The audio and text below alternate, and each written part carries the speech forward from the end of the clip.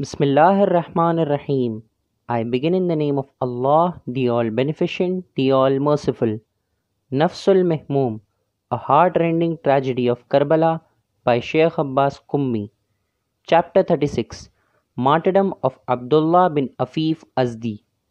Sayyid ibn Taus relates that then Ubaidullah ibn Ziyad ascended the pulpit and after praising and glorifying Allah said, Praise be to Allah that He has bestowed dominance to the truth and truthful ones, and presented victory to the commander of the faithful and his adherents, while killing the liar and the son of a liar, Allah's refuge. At that moment, Abdullah bin Afif Azdi, who was one of the virtuous and abstemious Shia, whose one eye had been blinded in the battle of Jamal, while the other one in the battle of Siffin, and who served at the Grand Mosque of Kufa, where he remained engrossed in prayers until the night, arose and said, O son of Marjana, you are a liar and son of a liar, while also the one who deputed you and his father. O enemy of Allah, you kill the sons of the prophets and thereafter you utter such words on the pulpit of the believers? The narrator says that, hearing this, Ibn Ziyad was infuriated and said, Who is this speaker? He replied, O enemy of Allah, I am the eulogizer of the chaste progeny of the Prophet, from whom Allah has kept away all filth, and whom you killed, yet you consider yourself to be a Muslim? Alas, where are the children of Muhajirin and the Ansar, that they do not seek revenge from your rebellious one Yazid, the accursed one, and the son of the accursed one through the tongue of the Prophet of the Lord of the universe? Note: Muhajirin are the immigrants of Makkah who accompanied Prophet Muhammad, peace be upon him, and his pure progeny to Medina, and Ansar are the helpers of Medina who welcomed the Prophet wholeheartedly and rendered assistance to him. The narrator says that hearing this, Ibn Ziyad was all the more enraged and the vein of his neck swelled, and he said, Bring him to me. The soldiers ran towards him from all directions, but the chiefs of the clan of Azd, who were his cousins, defended him from the hands of the headsmen. They took him out of the mosque and reached him to his house. Ibn Ziyad said, Go out and bring the blind man of Azd to me, whose heart has been blinded by Allah similar to his eyes. They proceeded towards his house, and when the people of the clan of Azd came to know, they along with the clans of Yaman assembled to defend him. When the news reached Ubaidullah, he gathered the people of the clan of Mudar and dispatched them to fight them, handing over the command to Muhammad bin al-Ash'as. The narrator says that they fought fiercely and numerous Arabs were killed. The soldiers of Ibn Ziyad approached the door of Abdullah and breaking it open, entered therein. Seeing this, his daughter called out, That which you had been avoiding has approached while the army has come forth. He said, Do not fear and hand me over my sword. The sword was handed over to him and he defended himself saying, I am the son of the possessor of twofold eminence, Afif the chaste. Afif is my master, while my mother is Amir. How many armored and cloaked men do you possess whom I have killed and thrown them upon the ground? His daughter said, O father, I wish I was a man, and then today I would have fought with these futile men and the murderers of the pure progeny in front of you. The army had surrounded him from all sides, and he defended himself, while none could lay their hands upon him. And from whichever side they attacked him, his daughter kept informing him, for he was blind.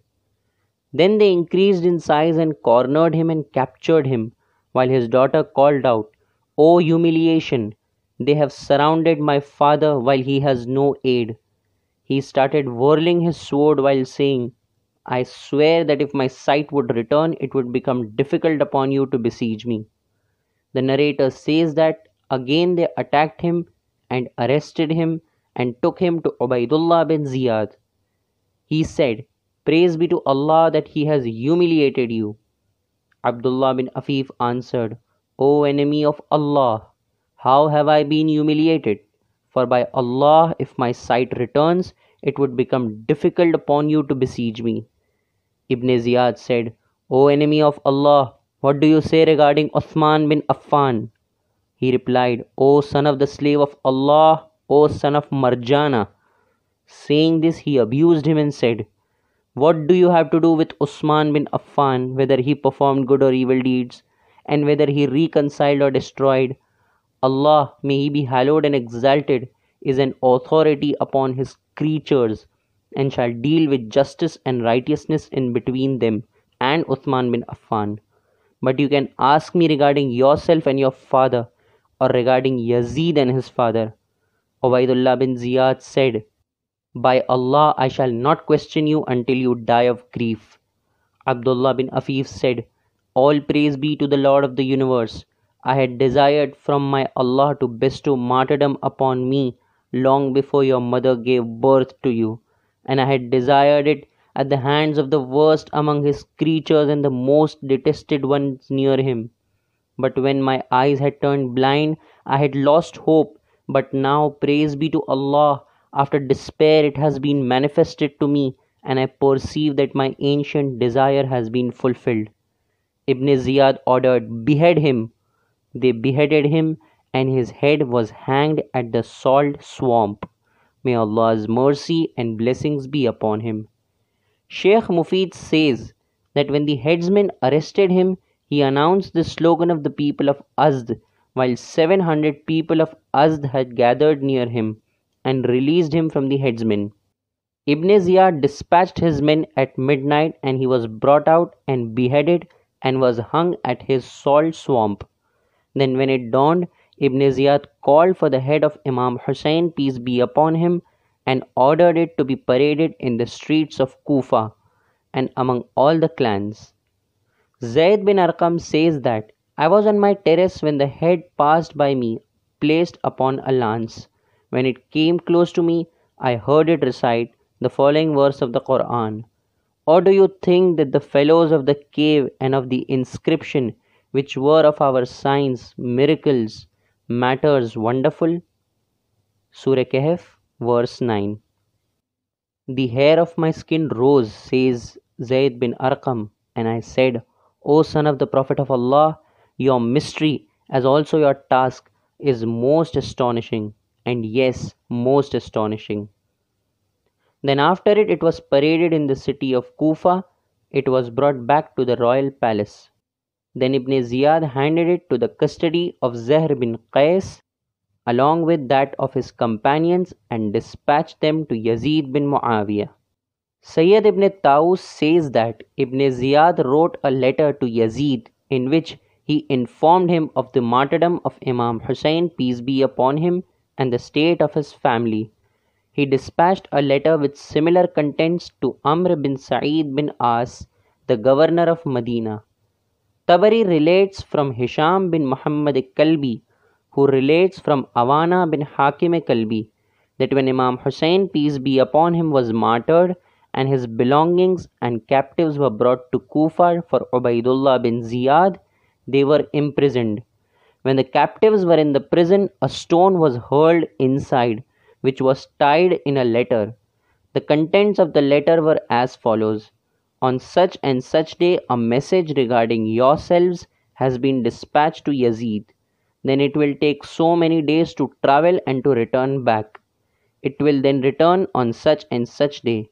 And then, if the voice of Allahu Akbar reaches your ears, be informed that there will be a general massacre.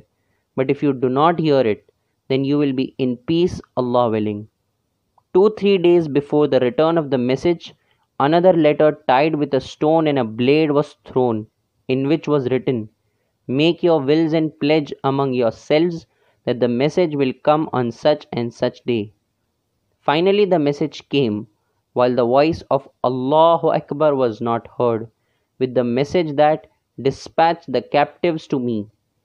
Ubaidullah called for Makhfar bin Sa'laba and Shimr bin Dhiljawshan and said, You should take the captives and the head of Hussein to the presence of Yazid.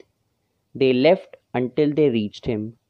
It is stated in Kamil of Ibn Asir that when Omar bin Saad returned after the martyrdom of Imam Hussein, peace be upon him, Ibn Ziyad told him, O Omar, return to me the letter in which I ordered you to kill Hussein. He replied, I have executed your orders while the letter has been lost. Ibn Ziyad said, You should hand it over to me. Omar replied, It is lost. Then you should get it, said Ibn Ziyad.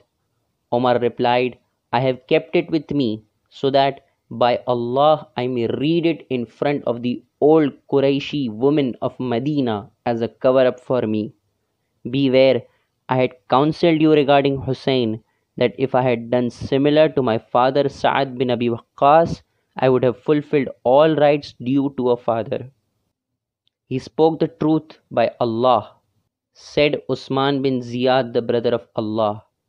He continued by saying, I cherish it that until the day of Qiyamah, the noses of all the progeny of Ziyad would be bridled and Hussein would not have been killed, while Ubaidullah himself did not deny it.